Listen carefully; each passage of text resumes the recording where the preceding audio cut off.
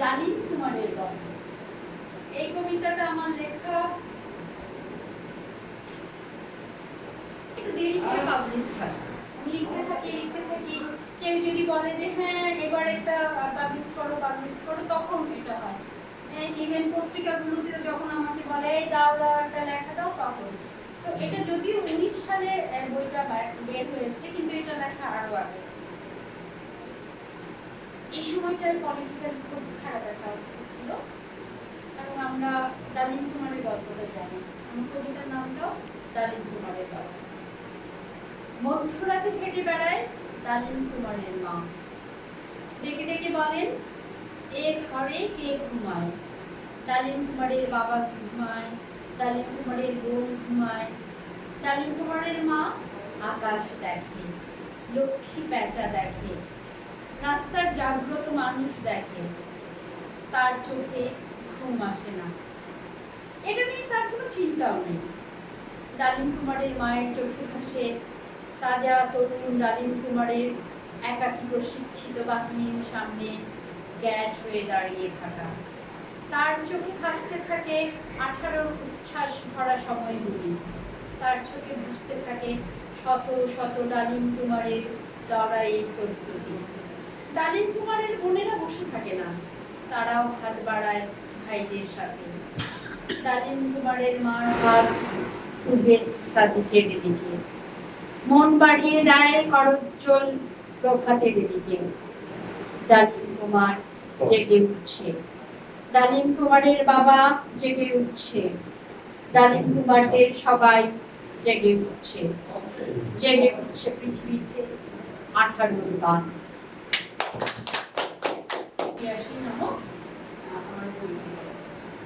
এটাও একটা সামাজিক অনৈক্য, সামাজিক অনাচার, এগুলার স্বপ্নচারী হ্যামলক তিয়াসী। আমরা জানি গোছালি হ্যামলক তিয়াসী, আমরা জানি হ্যামলক একটা দেশ, এবং এটা সক্রেটিসের ঠিক হ্যামলক। খুব অবাক হলাম দৃশ্যটা দেখে। প্লেকার্ড হাতে আমি দাঁড়িয়ে, একাকী, দৃঢ়তাবদ্ধ। প্লেকার্ডের লেখাটি আরো বিমোহিত করছে আমায়। আমি দাঁড়িয়ে বিচারহীনতার জন্য। আমাদের সয়ে যাওয়া প্রতিটা অন্যায় দায়ী। শাস্তি চাই আমাদেরই। কিছুই বুঝতে পারছি না, কণ্ঠ শুকিয়ে কাঠ, পানির প্রয়োজনটা অতি আবশ্যকীয়। তোমরা যারা নিজেদের বাস্তবায়িত কাজকে খেলা মনে করো, কিন্তু কাজটা করছো এবং তা সত্য, অথচ মুখের কথায় প্রমাণের চেষ্টা খেলা। এখন আমি তোমার সত্য কর্মের ফলাফলের প্রতর গুনছি। সত্য কর্ম যদি খেলা হয়, তবে খেলা কর্ম মিথ্যে, অর্থাৎ মিথ্যেই বসবাস। আবারও প্রয়োজন সক্রেটিসকে, আবারও প্রয়োজন হ্যামলকের। আমি পান করব সেই হ্যামলক সংকোচহীনতায়, শুধুমাত্র আরেকটা রেনেসাঁর জন্য। কৌশলে আবদ্ধ জ্ঞান দরজা, অবরুদ্ধ মুক্তি বুদ্ধির চর্চা। ভয় নিয়ে আর কত বাঁচা যায়। আর তাই সংকোচহীনতায় হ্যামলকের পেয়ালা আমারই চাই। যে সংকোচহীনতা দেখিয়েছে তনু, যাকে ছিন্ন ভিন্ন করেছে পোশাকি শক্তিধর বাহিনী। আমরা সবাই তনুর কথা জানি। নিজের কাজ সেরেছে মাত্র, তাই আজ রূপাও আসে আমাদের সাথে। আসে ইয়াসমিন দিনাজপুরে।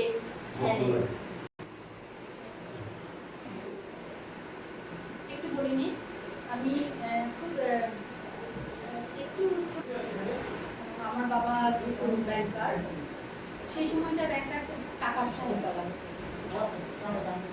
আমার যখন জন্ম হয়, একজন বাবা তার মেয়ের জন্য যা যা দরকার এভরিথিং উনি কিনেছিলেন, নিয়ে গিয়েছিলেন। এবং যুদ্ধের সময় যেটা হয়, ওনাকে পাট কিনতে হয়েছিল, আমার মাথা কামড়ে, এবং সেটা সেভারাল টাইমস অপারেশন করতে হয়েছে। সেই লোকটা আমার মানতে পারেনি, কারণ আমি আগেই মেনশন করেছি আমার অনেক ছিল। আমি কিছুটা সময় 3-4 বছর আমার নানুর কাছে ছিলাম। এই কবিতাটা আমার ওখানে, আমার প্রকৃতিতে উঠোনে প্রায় অর্ধেক জুড়ে ছিল ধবধবে সাদা ছিঁড়ে ফুলের পাহাড়। মহাব্যস্ত আমি সাদা করুণ বাছুর নিয়ে, গলায় ভৎসনার সুরে বারেক ভাই ঘরে যাও তো তুমি সারাক্ষণ আসতে। আমি তখন গাছে চড়তে উদ্গ্রীব, কোথায় বারেক ভাই, খোঁজ খোঁজ খোঁজ। জানা গেল তার বিদায়ের কথা, অনেক খুঁজে কারণ হলো জানা, আমায় কেন বলেছে বাঁকা কথা।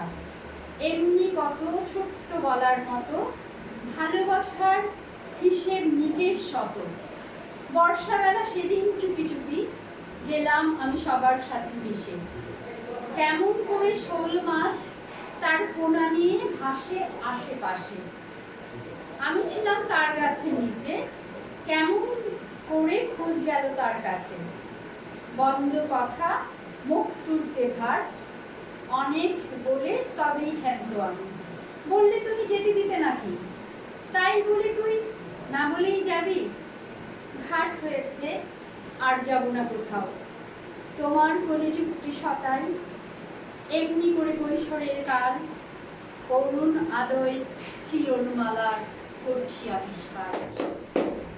আর মরি প্রতিবার বেঁচে উঠি। খোদ রাজধানী ঢাকার বুকে অগ্নিকাণ্ড, শর্ট সার্কিট, স্বপ্নের মৃত্যু, তবু আশায় বোধবাদী। আমি 69-এর গণ অভ্যুত্থানের ডক্টর শামসুল জোহা, আমি 52-র ভাষা আন্দোলনের আসাদ, রফিক, শফিউল, সালাম, জব্বার, আমি 71-এর অগ্নি জনতা। আমরাই এনেছি স্বাধীনতা। আজ আমাদের উত্তরসূরিরা ঘুরিয়ে দেবে সব অন্যায়, প্রত্যয়ী তারা সব কাজে। আজ তারাই মাটি খুঁড়ে বের করবে সোনালি আলো, কয়লা খনি, প্রাকৃতিক গ্যাস, সৌর বিদ্যুৎ দিবে সূর্য থেকে। নিজেরাই গড়বে ভিত শক্ত হাতে। তাদের সাথে সারা বিশ্বে আমরাই প্রতিষ্ঠা করব সূর্য না ডোবা দেশে।